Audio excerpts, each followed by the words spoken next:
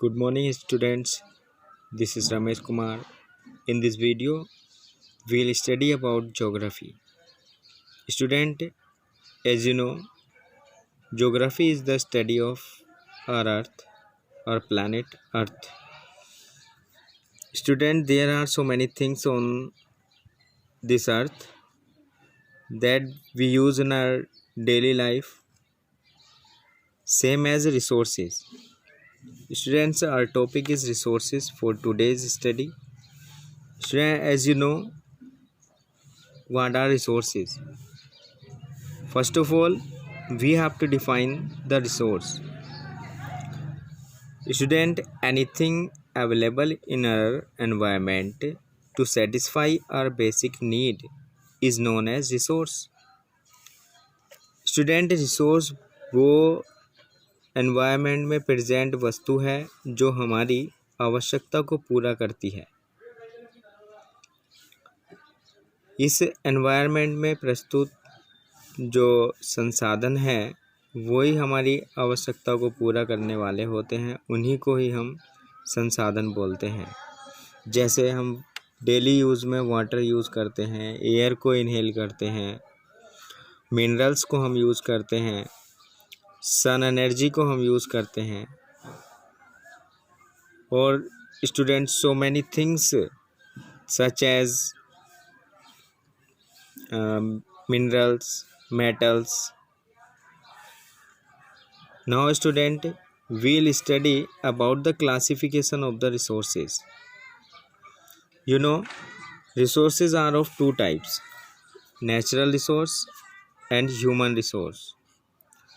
Student, the things that are provided by nature are known as natural resources. And student, the things that are present in the environment and are converted into resources by human being are known as human resources, such as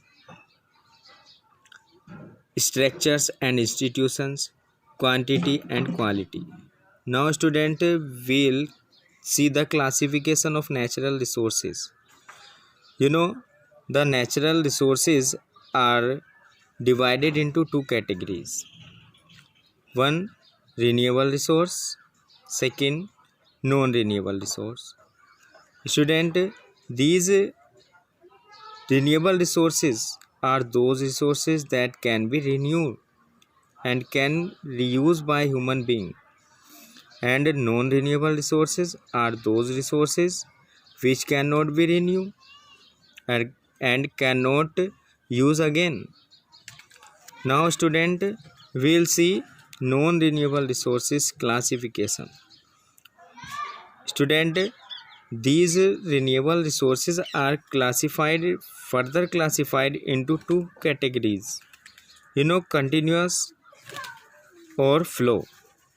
As you see in our environment, जैसे हमारे वातावरण में हम देखते हैं wind है, water है, तो ये जो है परमानेंटली हमारी अर्थ पर हैं और हम इनका डेली लाइफ में यूज़ करते हैं। अपनी बेसिक आवश्यकता को पूरा करने के लिए इन रिसोर्सेज का हम यूज़ करते हैं।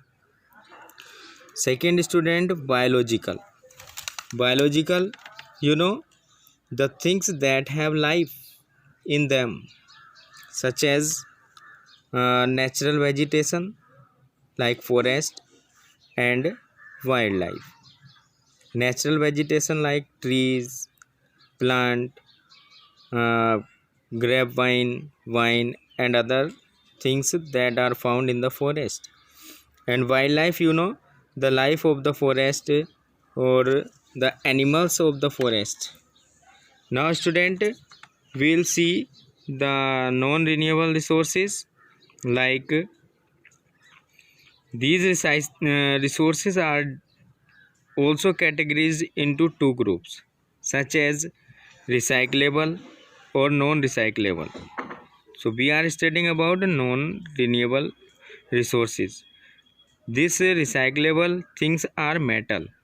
You know, metal जो है उनको रिसाइकल कर सकते हैं और वो भी दोबारा से यूज़ हो सकती हैं।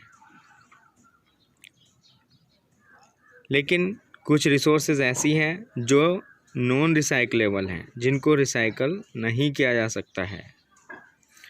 जैसे फॉसिल फ्यूल्स है। फॉसिल फ्यूल में जैसे ऑयल आता, गैसेस आती जो एक बार यूज़ हो गई और इस एनवायरनमेंट से समाप्त हो गई, इसलिए उनको नॉन रिसाइकलेबल बोला गया है। Now student, there is also more classification on the basis of origin, on the basis of existability, on the basis of ownership, and on the basis of state of development. Now we'll see them in detail, the classification of the resources in detail. Now student, we'll see the classification of resources on different basis. First of all, we are going to see the resources on the basis of origin. Origin मतलब उदय होना, start होना, जैसे कि जो पैदा होना, इस basis पर हम ले सकते हैं। फर्स्ट में आता है biotic resource. Biotic resources are those resources which have life in them. जैसे कि फॉरेस्ट है, फॉरेस्ट में ट्री होते हैं, उनके अंदर लाइफ होती है। अगर हम उनको डैमेज कर दें तो वो सूख जाते हैं, मर जाते हैं।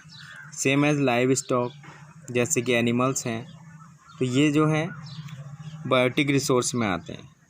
So once again listen student, the definition of biotic resource. The biotic resources are the resources which have life in them. Now student, abiotic resource. Abiotic resources are those resources which do not have life in them, such as land, water. So these are abiotic resource. And student, this resource like water and land and water are also renewable by abiotic resource.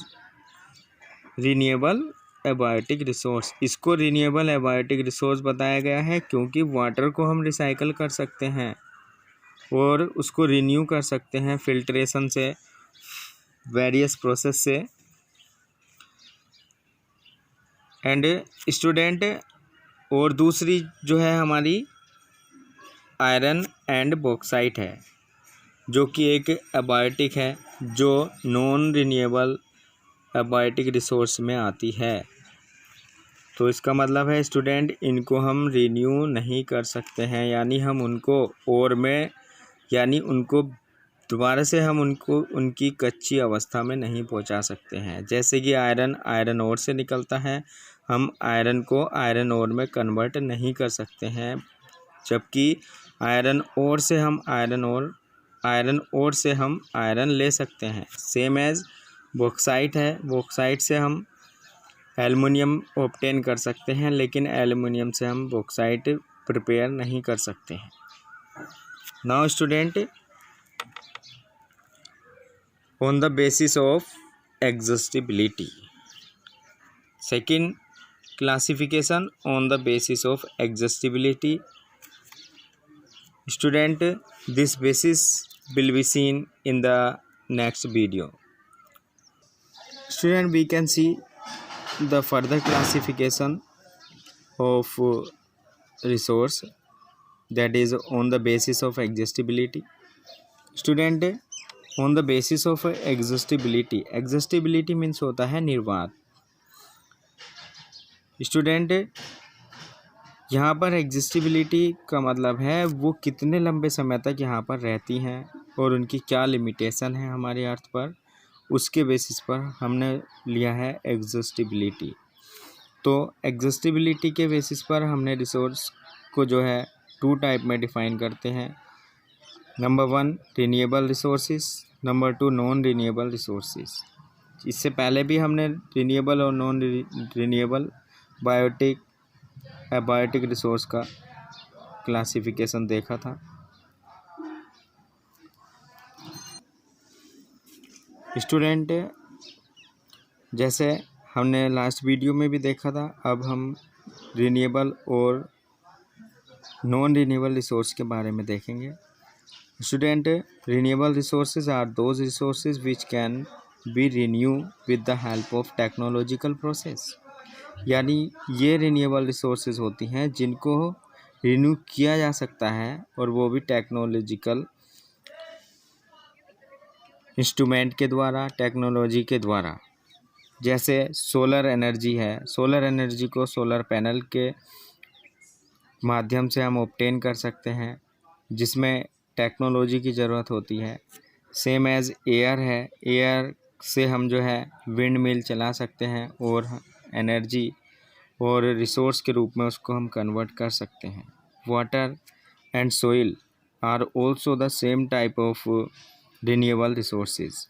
Now student, non-renewable resources. These are the resources which cannot be renewed. यानी एक बार use होने के बाद जो resources गायब हो जाती हैं, समाप्त हो जाती हैं, वो रिसोर्सेज दोबारा से रिन्यू नहीं हो सकती हैं। उन रिसोर्स को बोला जाता है नॉन रिन्यूएबल रिसोर्सेज। जैसे कि फॉसिल फ्यूल है, और ऑयल है, गैस है, और कोल है। So I hope you will take care about your study and will note down these classification of resources in your notebook. As student, school will reopen, your notebook will be seen. So thank you, have a nice time, and next classification will be in the next video.